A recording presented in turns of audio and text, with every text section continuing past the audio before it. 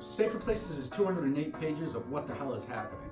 Quest 1 is about a wizard that wears a brown cloak, leaving the kingdom, going on a quest that is spread out on 5 parts throughout the book. Other than the wizard smoking and walking through the woods and finding baby birds, nothing really happens. But the pages are very bright and warm, and the art style I really like. Contrasting to the last short story, this one's in black, white, and blue, as you see here. It is about a boy named, I don't know, they don't give him names. Most of the characters in the story, or in this book, do not have names, so I just gave them names. But I did not give this one names. Let's call him Timmy, I guess. Timmy lost his cat, and his Aunt Janine are looking like they gotta look for the cat. They search around, and they end up finding a hole in the foundation. Now, why is there a hole in the foundation? I don't know. But there's a hole in the foundation. They leave food out for the cat in the foundation, or outside the foundation. There's a ton of eyes. Why is there a bunch of eyes?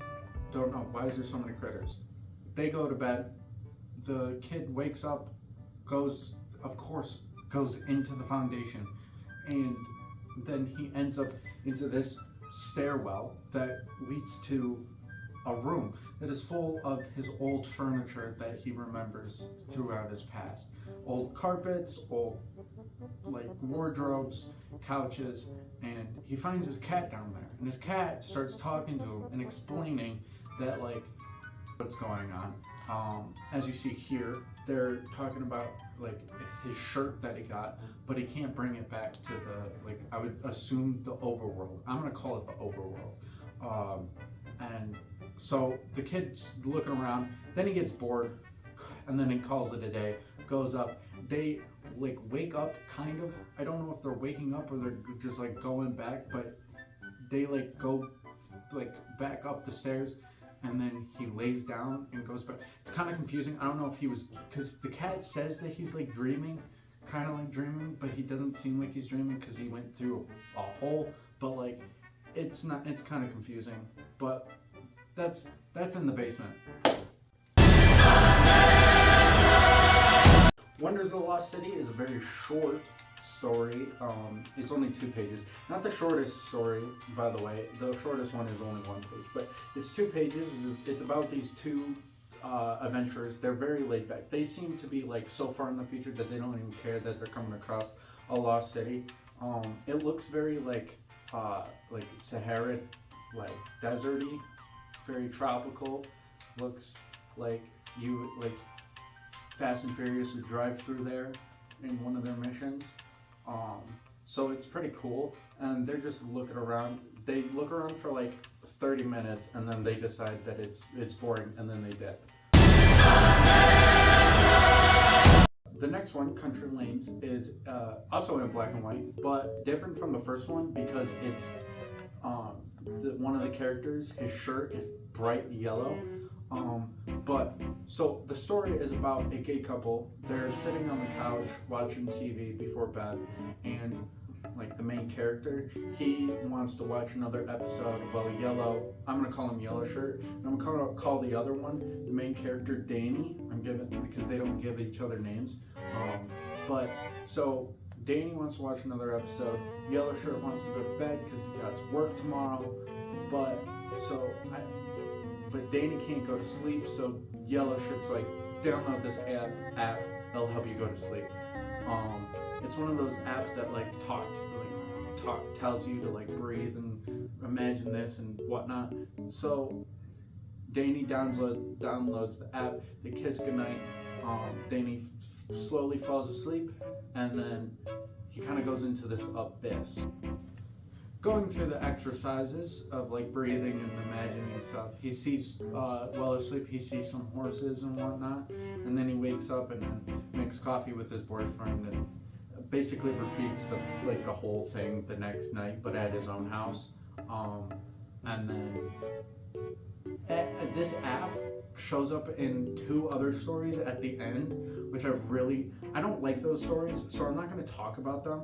I'm just going to put this out right now because I put in the script that I talked about, like not wanting to talk about these stories, but like I'm putting it here now. I'm not talking about them. They're stupid.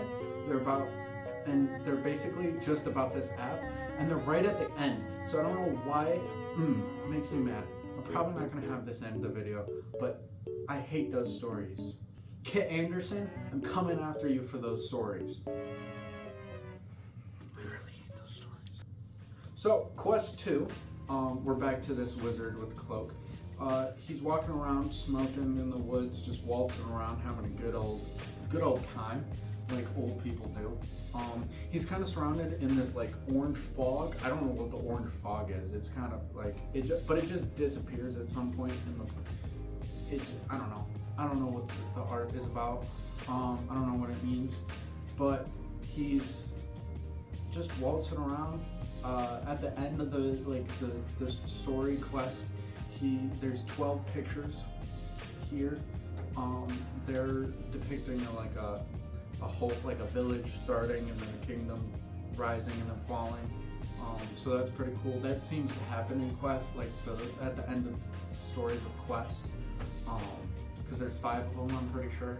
It usually shows something being built and then torn down, or starting and then like growing and then decaying. All right. Deep breath. We're back to the black, whites, and blues, baby. This is Deep Breath starts off with a kid, or is all about a kid. He's in a lake or an ocean. I don't really know. I assume it's a lake. But it doesn't really, I don't think it showed a shoreline, but I can't remember, but we'll see here. Boom. Maybe shoreline? I don't know. Circle it. Boom, boom, boom. Explosions. Unicorn flying through the screen. I don't know. Editor, go crazy. Anyways, he's just trying to swim down. He's trying to hold his breath to swim down to this like village under the water. Why is there a village under the water? I don't know. But he's trying to swim down, hold his breath. That's why it's called deep breath. He's trying to take a deep breath to go all the way down to the water, to the village. But he can't do it. But there's this like water person on a bike. I don't know how like the physics of a water person riding on a bike in the water works, but I don't know. It's a graphic novel. He barely touches. He gets so close to touching his hand, but he has to swim up, and then that's the end of the story. Maybe he dies. I don't know.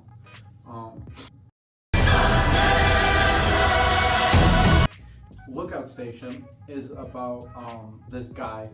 I'm pretty sure it's his job to look for fires. That's why it's called Lookout Station. But he's added this like tower thing, and he's having a jolly good time. He's talking to freaking like ghost animals, like weasels and birds and stuff. I don't know. I mean, he's just talking to all the ghost animals until he goes into this black portal. He's negating his job. The forest could be burning. Like, hopefully he doesn't work in California. Goes into this black portal. He starts talking to this wolf.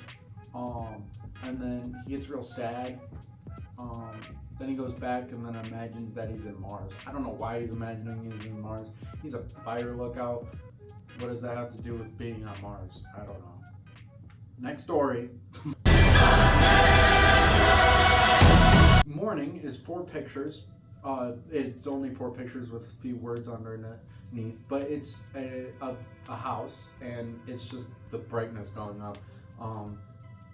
It's only 2 pages. I will say it looks bright. It's a good picture, but it is kind of lazy. I don't know how that's really a short story, but I don't know. They're just having fun. But yeah, that's Morning. It's just this. It's just this. The next one is double the length of the next one. 2 pages. It's still 4 pages. Still only 4 pictures. It's of the same mountain range, but like different parts of the same mountain range. The colors are pretty, like always. The words underneath are very poetic. The quote is, "Forget what color those hills really are." The next story is about this grandpa and grandson. They're leaning on this fence that the grandpa's about to destroy, and they're talking about stuff while he's drinking coffee. And then he brings up how like life was when he was younger.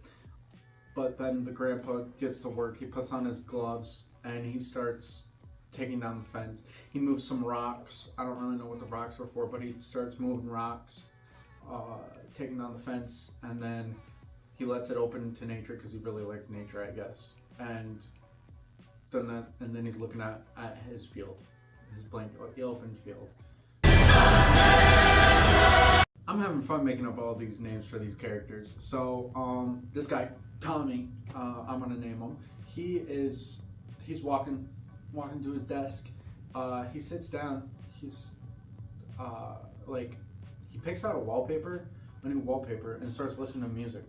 He like falls into the music, or not the music. He falls into like the wallpaper, into like the wallpaper world, and he's just vibing the music, and he's just like going in this trance world. Most of this book is just like they're just like floating around in this like mind space, and I think that's pretty cool that they're just kind of like in their own heads, just kind of vibing. Weed's favorite story by far. It's about this teen boy. I don't know what his name is, but I'm gonna name him Johnny. So Johnny, the flower boy, he has this like condition, like this random condition that like slowly turns you into flowers. And so he starts like noticing in the mirror that he's like growing flowers on his face, and then his mom takes him to the doctor, and the doctor's just like, you have like a couple months to live, kid. Like it's not looking good for you. So he's like slowly turning into flowers. He's sitting at his desk, like flowers falling off of him, going on his desk. Students, his peers staring at him doesn't help with like him like accepting that he's about to that he has this and he's about to die. So that's pretty sad. But he's I guess vibing. Not really. He's not vibing.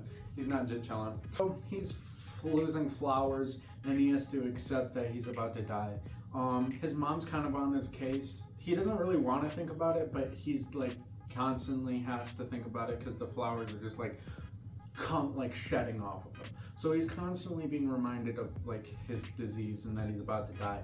And his mom's being like, you have to pick a spot where your final flower is gonna be, because where you die is where you're gonna be forever.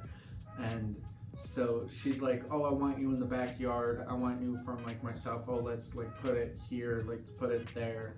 Like these are very sentimental spots, but he just wants it at the park.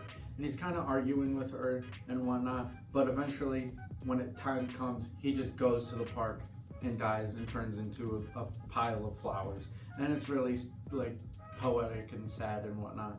And I love this story. It's really pretty with all the pink flowers and reds and all that stuff. Love this book so far. The wizard again. He's walking through. Now he walked through this like kind of like desert area thing. He finds it's a war zone. He finds this dead soldier, like skeleton, and he kneels, pays his respects, takes off his hat that reveals a yellow flower. He places this yellow flower on the old skeleton. Then stands back up, puts his hat back on, and starts walking off. And then in the next pages, it shows the flower turning into like a bush and growing over the skeleton, and then like the land transforming into like a beautiful field and not a war zone anymore. I absolutely love the art style of this book. Kit Anderson did a great job. I haven't seen any of her other stuff, but I absolutely love this book. I 100% recommend it. I think I have to put it on a scale of like 0 to 10. 10 stars. Love it. Go check it out. Peace out.